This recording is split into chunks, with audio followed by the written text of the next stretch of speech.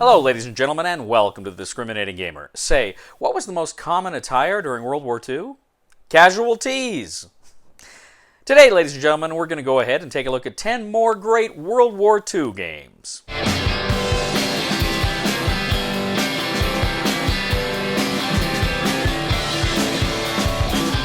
All right, ladies and gentlemen, so what this list is. Well, in 2020 and in 2021, I've done two versions of my top 10 World War II games of all time. And of course, the list changed somewhat as I played more games. And what I wanted to do today is I'm not going to actually take a look at my top 10. I've already done that. It hasn't changed that much, but I would have added some more games on there. What I'm going to look at today are 10 other great games, and some of them are games that I played since those lists that maybe make it on there next time. And some of these games are games that I would not put in my top 10, but they're still great games, and I still wanted to talk about them a little bit, and I didn't get a chance to. I think one or two of these have been honorable mentions on some of those other lists, but these are just more great World War II games that you might enjoy. Now again, these are not all strict war games. Some of them are other games with a World War II theme. And critically, though I've got 10 here, I'm not ranking them. I'm not going to actually say, you know, this is better than this one. These are just 10 great games.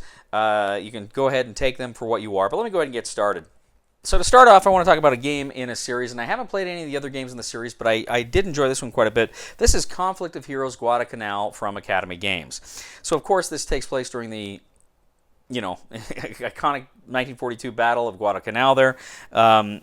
It essentially is, you know, a game of you've got the American units, you've got the Japanese units, and you're spending kind of activation points to activate the units. You're rolling. I think for attacks you're like rolling 2d6. You are adding that to your attack value, if I remember correctly. But you're kind of incentivized for activating units, to keeping them. You activating the same units, and it was a lot of fun. It was a good experience. It was a fun introduction to this system, and I always kind of said, well, at some point I'm going to hit some of these other Conflict of Hero games, and I never have, and maybe I need to rectify that because it's a good, just solid war game, and I really enjoyed it. So that is Conflict of Heroes, Guadalcanal, and again, that is from Academy Games. Next up is one I actually just played and reviewed recently, and this is Salerno 43. Salerno 43 from GMT Games is, of course, based on the September of 1943 landings in Italy, Operation Avalanche, where Mark Clark and the Fifth Army attempts to land at Salerno, believing it would be just kind of a hop, skip, and a jump to Rome. Takes them quite a while to get to Rome. You know, I like this game for a couple of reasons. First of all, I think it's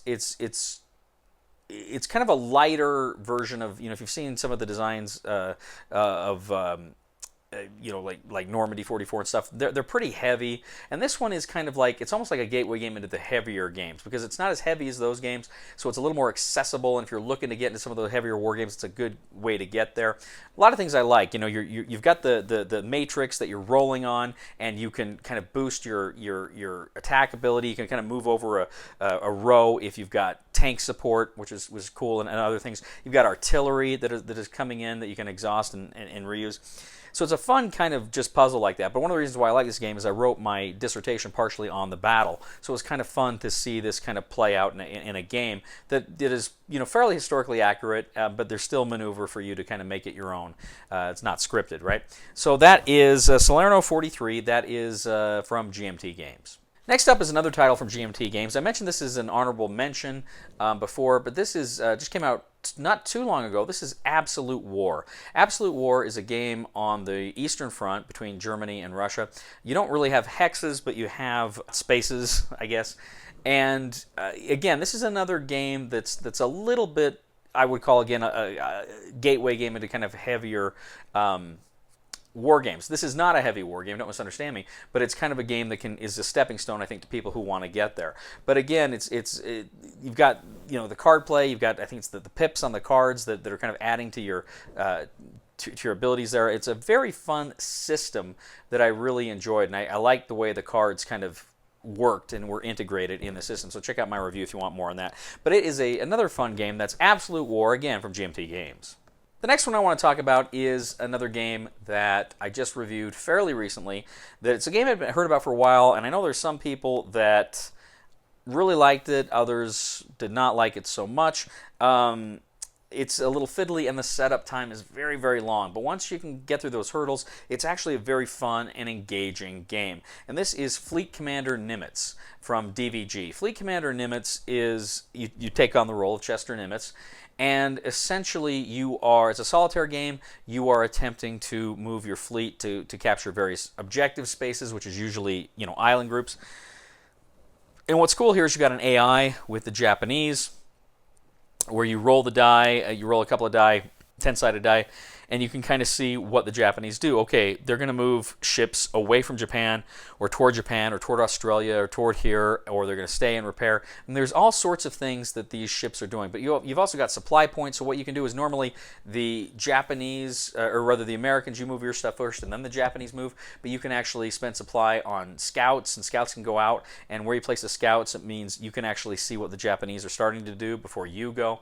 There's never enough to see everything the Japanese are doing. But it's a fun game where you're trying to figure out what the Japanese are going to do and how you're going to counter that.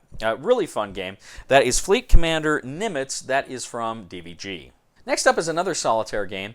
This is a game I played a while ago. In fact, I think I played this not long after I made that last World War II video, and I said I would have put it on the list, my best top 10 World War II games. This is from Worthington Games. It is Tarawa 1943. Tarawa 1943 is a game that is hard to win. In fact, I will tell you right now, I played this game several times. I've yet to win it because it is so difficult. But it's fun. You're actually the Marines invading the island. You've got the blocks. You've got different options. I mean, it almost looks like you've got the programmed where you can go. But your options within that scenario are so good. Well, what do I want to do? Do I want to attack? Do I want to try to recuperate? Do I want to rotate a block behind me? And then, of course, the Japanese can try to infiltrate your lines, and they can shoot at you, or they can come at you with a bonsai charge. It's really fun. You've got some great cards, card AI for the Japanese, but you've also got tactics cards you can play. Really a lot of fun. It is a great solitaire game. That is, again, Tarawa 1943 from Worthington. Another great solitaire game from Worthington. This is Bismarck Solitaire. Now, Bismarck Solitaire, I played.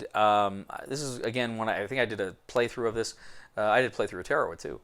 But this is a book game. Essentially, you can move the Bismarck. You're the role of the Germans. You can move the Bismarck with kind of the Prince Eugen and and a U-boat. And depending on where you go, you're going to roll for events. And the events tell you, okay, what's happening in that sector of the board, of the map. And then you kind of have to fight and engage. And it's really intense. You're taking a lot of damage, and you're hoping you're inflicting enough damage on your enemies to complete your mission and to make it back up to port successfully. Really enjoy Bismarck Solitaire. Really fun solitaire World War II game, book game that I highly recommend. Again, that is from Worthington Games. So my next game I want to talk about is a game that I played 2 or 3 times years ago. I think I ended up giving this one away. It's a hex and counter game that I really enjoyed, but again, I just never got it to the table. And this is it was from Victory Point Games, No Retreat 3. And this game was, of course, you were going through the Ardennes. It was 1940. You're trying to kind of get around the Maginot Line, and it was a great game of you're using the cards to kind of drive the story of the game, the action of the game, and you are you've basic hex and counter game. You're trying to attack where you can and blitz through. You can deliver counter blows. You'd have a token you put out so you could fight back against them. So it's kind of a simple hex and counter war game, but it was one I really enjoyed. I got a kick out of it. It was a bit of it's fun history. That particular battle, Alistair Horn's To Lose a Battle, is a great book on the subject. I highly recommend it. But it was fun playing through that, and again with the cards and the flavor text and the options that we're giving you, it really feels evocative of that great blitzkrieg through France in 1940. So that was No Retreat 3, and that was from Victory Point Games. My next one up is another Victory Point Games title. This is Paul Koenig's 6th Panzer Army. This was a very simple Battle of the Bulge game, but it was really good. And again, it's one that I really liked. I only played it a couple of times because I had a hard time back then finding people who play these kinds of games with me. And but I really like this one because it really had you really felt the desperation as the Americans of just trying to, your goal is just to delay the Germans, just delay them as much as you can, and you could like blow bridges and use the terrain to your advantage, and then for the Germans, okay, we got a lot of strength, we got a lot of power up front, but can we maintain it? Can we keep it going? But essentially, it was just, again, this is another hex and counter game. And it was really well done. It was really a lot of fun. And it's kind of one I was like, I wish I'd hanged on to that one. I wish I kept it because I'd like to play it again. But that is Paul Koenig's 6th Panzer Army. That was from Victory Point Games. Okay, so this is one I just played recently.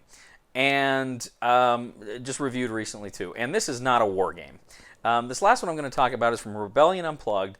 It's got a great World War II theme, but this is Sniper Elite. Now, this is based on the video game, but here with Sniper Elite, it's a hidden movement game where you are, one player is the sniper, the other players are the Germans, and they're essentially searching for the sniper. But the sniper he's got loadout weapons, he can throw rocks to create distractions or set traps for the Germans, but the Germans have their own ways of trying to detect the sniper.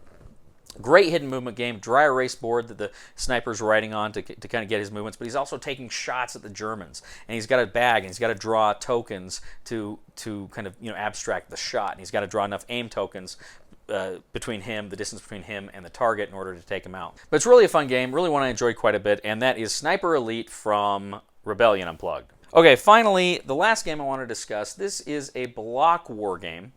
And I can't remember if I included the Pacific version in one of my lists, but I know I only gave this one an honorable mention. But this is Victory in Europe from Columbia Games. Victory in Europe is a block war game, but it is a grand strategic game of the war in Europe. And the map's kind of oval shaped, which was fun. But what I like about this is because you've got these different card decks, and you integrate the different card decks for the year, 1940, 41, 42. So you're getting different weapons and different things are coming into you, but your circumstances are also changing over the course of the game. Of course, the Axis start out much stronger, they're getting weaker as the game goes on, and the reverse is true for the Allies. But it's very good, simulating bombing and factories and the naval aspects of the game. Very good block war game, hidden information with the fog of war.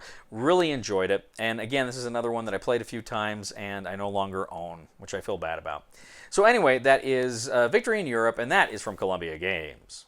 Well, thank you very much for joining me for this look at some other great World War II games. I really appreciate you checking this out. If you play these games, do you like them? Do you not like them? Please let me know. I'm always eager to hear what your thoughts are on these games, and sometimes I get some ideas for games that I will end up playing, so I really appreciate that. Ladies and gentlemen, I'd ask you to go ahead and check out my other channel, which is Cody Carlson, PhD, where we talk about military history and books on history and fun things like that. Please check it out. Please subscribe to that channel. And ladies and gentlemen, I got to ask you here, if Germany is the fatherland and Russia is the motherland, did that make World War II domestic abuse? Please somebody help me.